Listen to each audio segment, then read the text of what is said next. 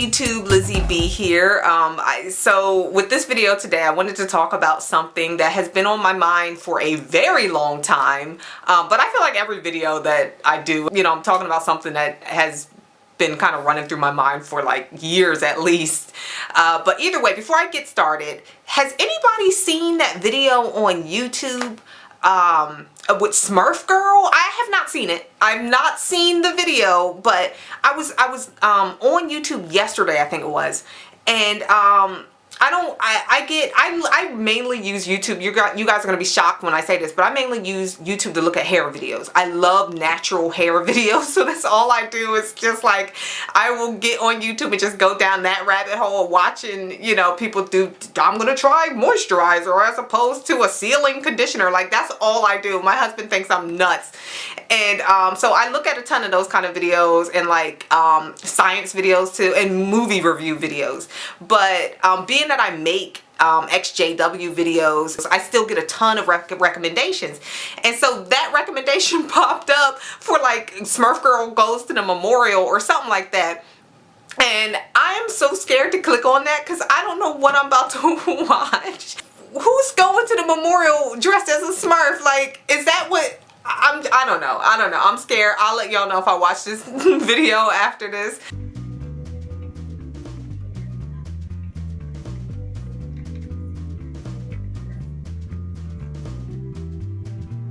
The governing body has been exposed as the Knights Templar Freemasons. They wear their Freemasonry rings on their right hands.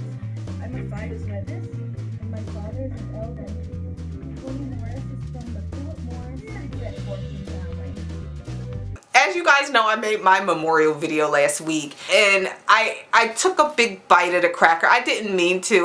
My mom like called me and yelled at me, and she's like, "What are you like? You're not eating at the memorial. You take a piece of the, that's it." When I was little, she would like be like, "Lizzie, why are you taking such big bites? Like, chew your food, my God," I went alone, as you guys know. I went to a congregation I knew nothing about. It ended up being a Spanish congregation, and the whole experience came across as wacky, and it was kind of wacky because it's me, so I can be kind of goofy.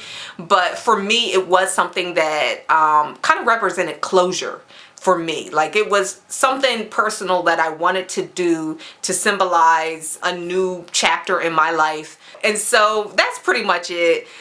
But yeah, I didn't know that there was this big movement on YouTube as far as people crashing memorials, and I'm glad that I didn't go to one where a bunch of other people were crashing and doing that, because I don't know how I would have reacted.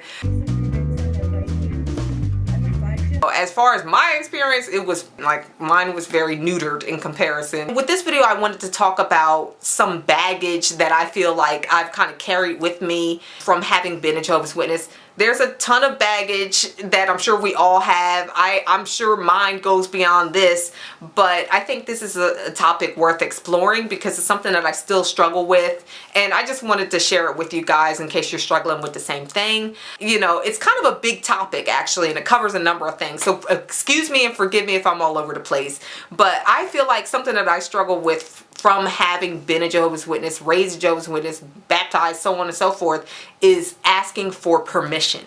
I am one of the most obedient people that you will ever meet in life, and I find myself in situations where when it comes time for me to step up and make a decision, or to really be strong about certain things with no leadership except my own, I have a tendency to really falter when times like that come around. Like, I really have to dig really deep so that I can find the courage and strength within myself to kind of spearhead certain things, because I find that there are times where I'm constantly looking for leadership, or times where I should, I guess, be expressing my opinion, or have formed an opinion about something, or have done some critical thinking, and I didn't because I relied on my following of someone else, or you know what I mean?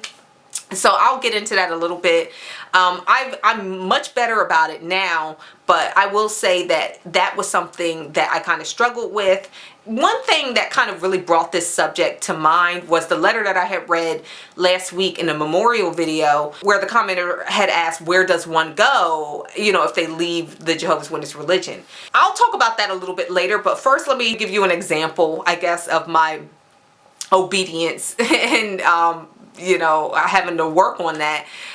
It's funny, I guess my making videos in the first place has been something that I didn't think about doing. I didn't, I guess, initially give myself permission to do.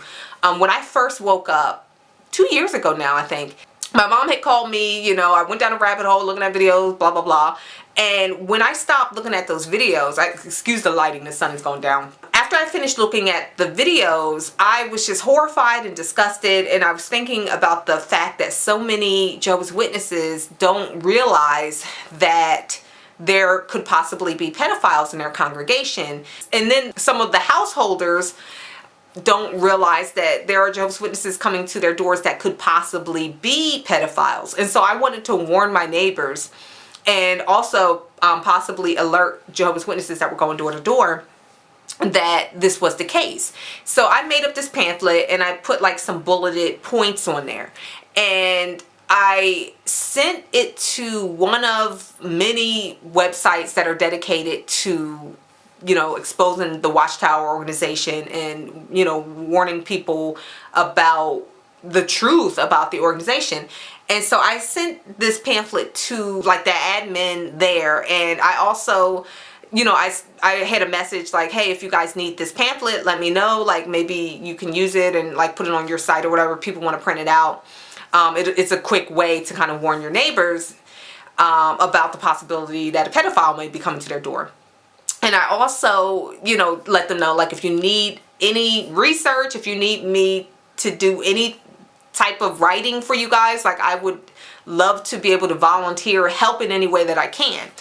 And in a sense, I had wanted deep down for this person to say, yeah, sure, I'll show you the ropes, and this is what XJWs do. This is what you do, you know.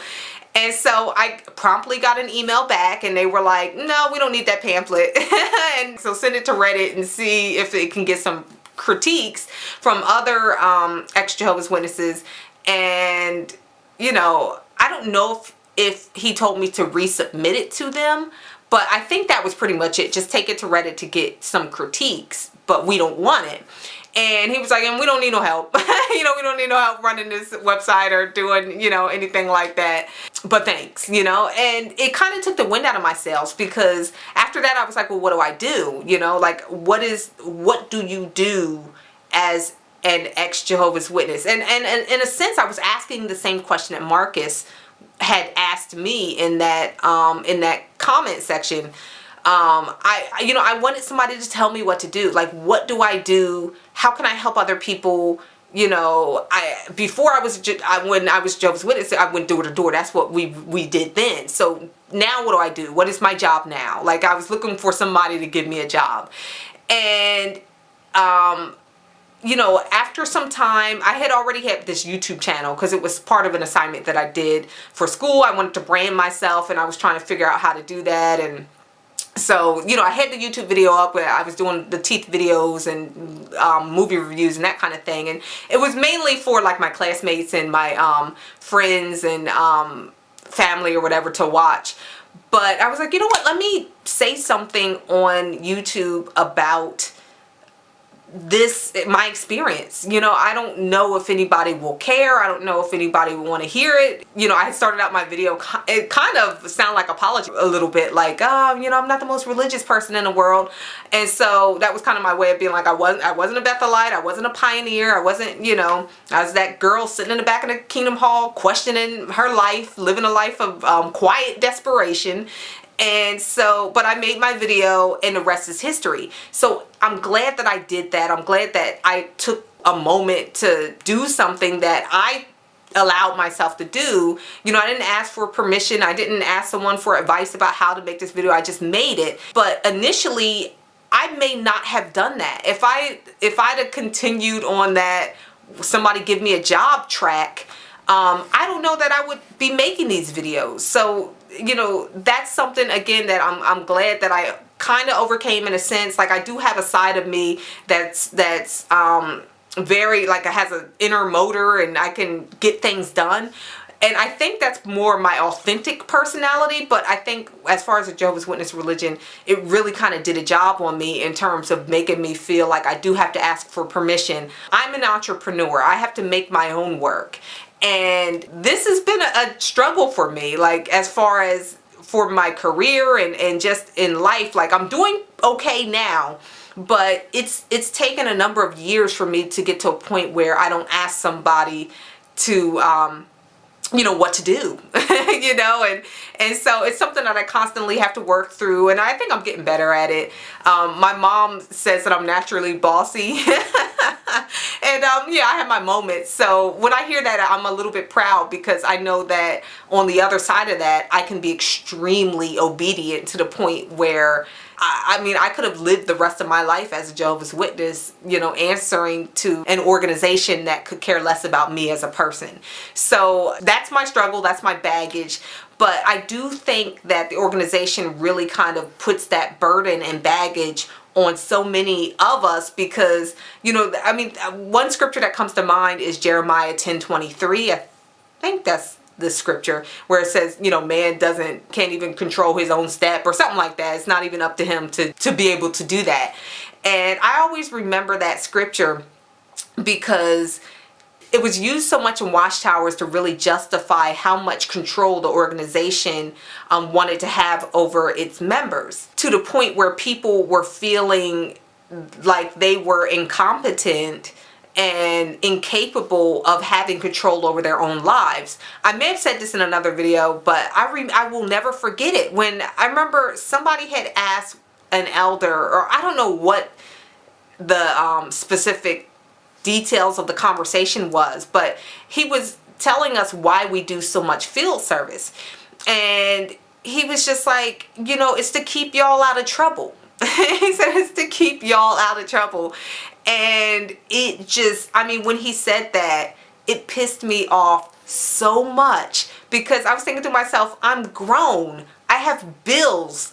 You know, I'm not, it's not that I was taking off work, but I could have picked up some extra work had I not been going out in field service. You know what I mean? Like, there were so many things that I could have gotten done. I could have read more books. I could have seen my family more. I could have done other things. Like, you know, it was just the way he said that sounds like I'm going to go out and play in traffic if I'm not, you know, going out in field service. And so years of that kind of conditioning has definitely kind of led to that being kind of a struggle for me. Quick story. So one time I was out in field service, and as I mentioned before, field service is especially the time where you will get little tidbits of being woken up, and this was definitely one of those experiences for me.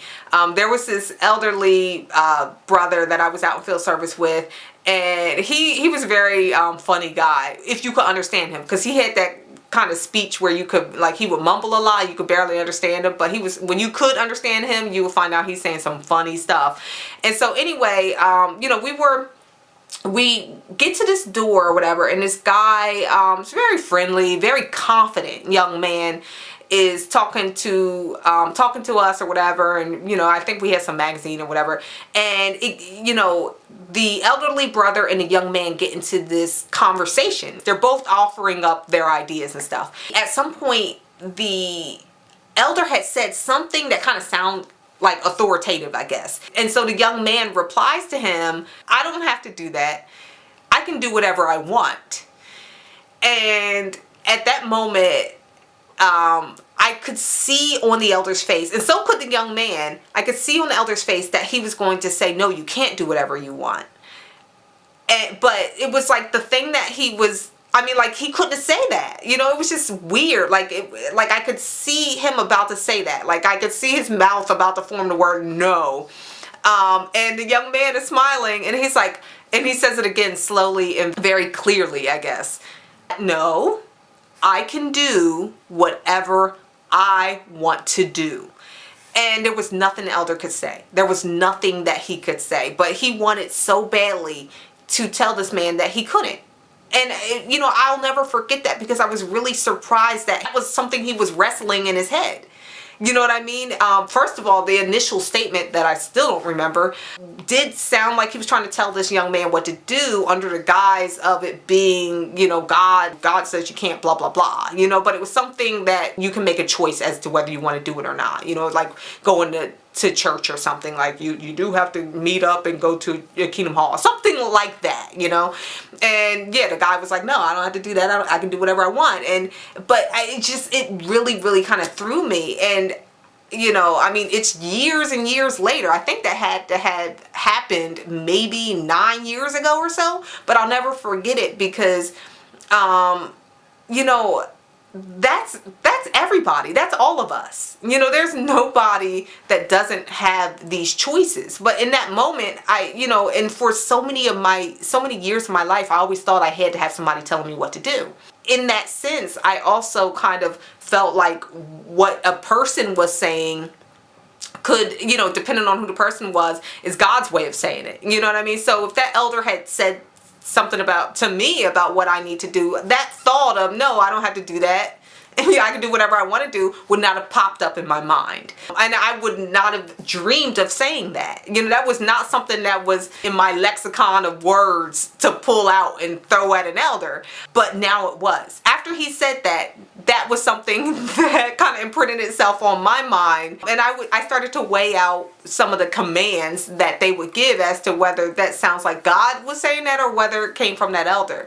But, you know, I think it's easy within an organization like the, you know, Watchtower organization to think that what a human being is saying to you is the equivalent of God handing you a command down. And that gives human beings a whole lot of power within that organization. And I'm not saying that somebody can't give you divine, you know, inspiration. Somebody might say something to you that changes your life. But at the end of the day, you know, not every single thing that comes out of somebody's mouth as far as a command goes is what you're supposed to do. You do have to weigh out what people say and what they think, and you know, that it's critical thinking pretty much. I did not have it, and that was a muscle that I really needed to exercise, and I'm still kind of getting stronger in that regard. I'm way better than I was when I was Jehovah's Witness. You know, I will give you another example. Like I had told you guys before, I left the organization, and I left the organization and I had went to college to get my master's degree. And while I was taking classes, I was doing pretty well in all of my classes except one. And in this class, I just could not get it. You know, no matter how hard I tried, I couldn't figure out why I could not get this class. In a way to try to intervene from getting a terrible grade, which I felt like was just coming, you know, I called up the teacher. And in this program, like, the teachers they would teach a class once a week, but like in his day job, he was a lawyer. And so he was very, you know, straight to the point or whatever. And so when I called him and was like, look, I am stressed out. Can we meet? I just don't want to, I want to talk to you before it gets to the point where I get a bad grade on this class. And so we met up at a coffee shop or whatever. I thought that he was going to hear me out and then teach me what I was missing, because I really just felt like I just was not getting the material. And he's like, first of all, you need to get out of your mind that an A matters in this class. What matters is you learning the material. You are studying me, and I can tell you're studying me. And I was just like, what?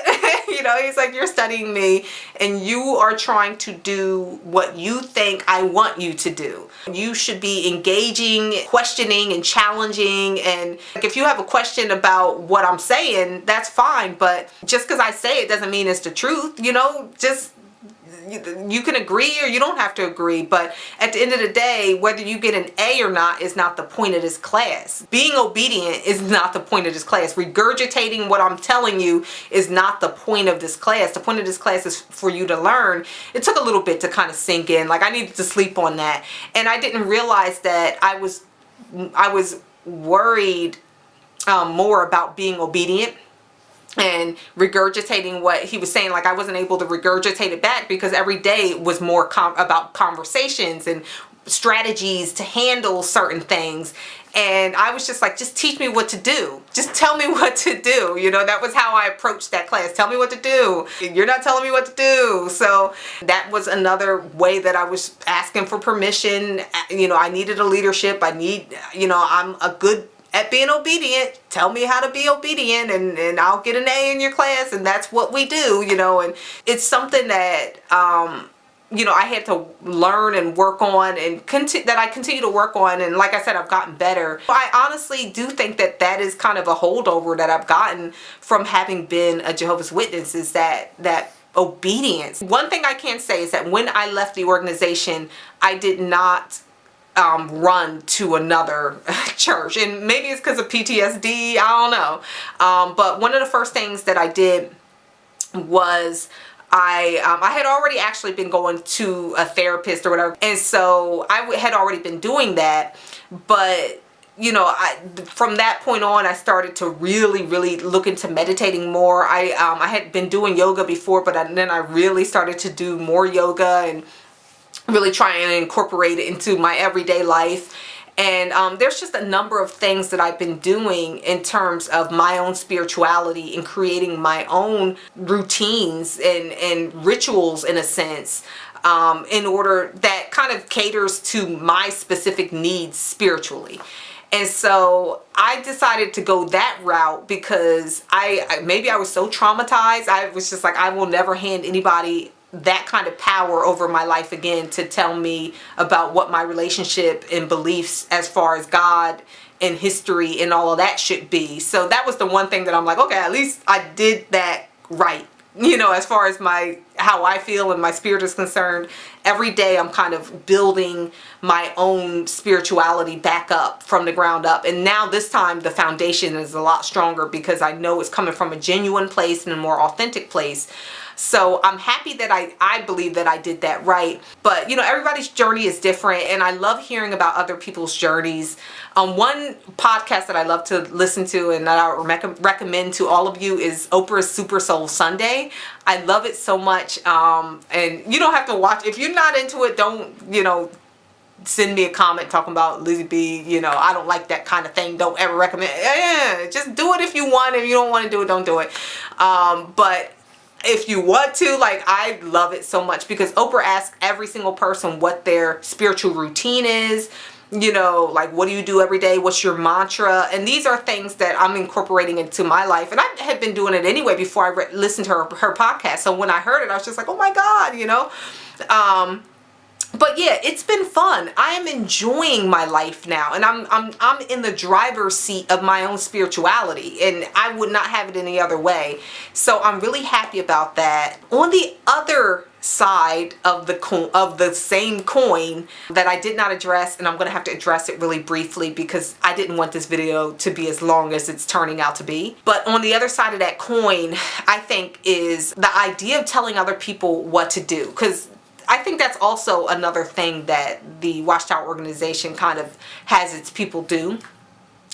You know, it's one thing to, you know, like I said, we were all a very obedient people because it was kind of drilled into us that we had to be in order to be good servants. Is like you have to be obedient. You know, there's like a ton of I don't know, I feel like every year the convention is about obedience and hanging in there and doing as told. But on the other side of that, the organization kind of has people police each other. And, you know, I talked about this a little bit in my cults video, but I feel like along with the whole asking for permission, there's also a side that many of us have where we feel like it's our right to tell other people what to do. You know, when I think about that elder that went door to door, like he really, he was going to tell the stranger to do A, B, and C, and this stranger was like, no, to do that. Like, it was ridiculous to this man. And I'm not saying that Jehovah's Witnesses are the only people that do that. I know plenty of really bossy people that come from every single religion, and some that don't even have a religion. But, you know, I'm just talking about within the framework of the organization. You know, that is something that many of us have, you know, done and done to others. Me personally, I had no I had no rank whatsoever within the organization, so nobody was trying to listen to me, and I'm glad that nobody was trying to listen to me, because there was really nothing I could tell anybody. Even now with my videos, I'm just telling y'all my personal experience. I'm sure everybody's experience is different within the organization. You know, along with policing each other, there's definitely this air of having a say in someone else's life. You know, I think that that's also a lot of baggage that many XJWs possibly take with them after having left the organization. Everybody's got their own burdens and things that they have to work through. So that's again on the other side of that coin. But for me, my struggle is just being obedient to people and really having to work on kind of empowering myself and making sure that I'm in the driver's seat of my life. So, you know, that's it with this video. One thing before I go, it will be a while before I make another video. I have picked up quite a few jobs this month and possibly next month, and so that means that I won't have as much time to devote to doing YouTube videos. So it's kind of good news, but at the same time, you know, again, I'm sorry it'll be a while, but I look forward to making more videos in a few months, and I hope that you all have a great spring. I guess I'll be back in the summer a little bit. And that's it. So thanks so much for watching. Don't forget to subscribe. Have a wonderful, great, excellent, empowering day. And I'll talk to you later. Bye.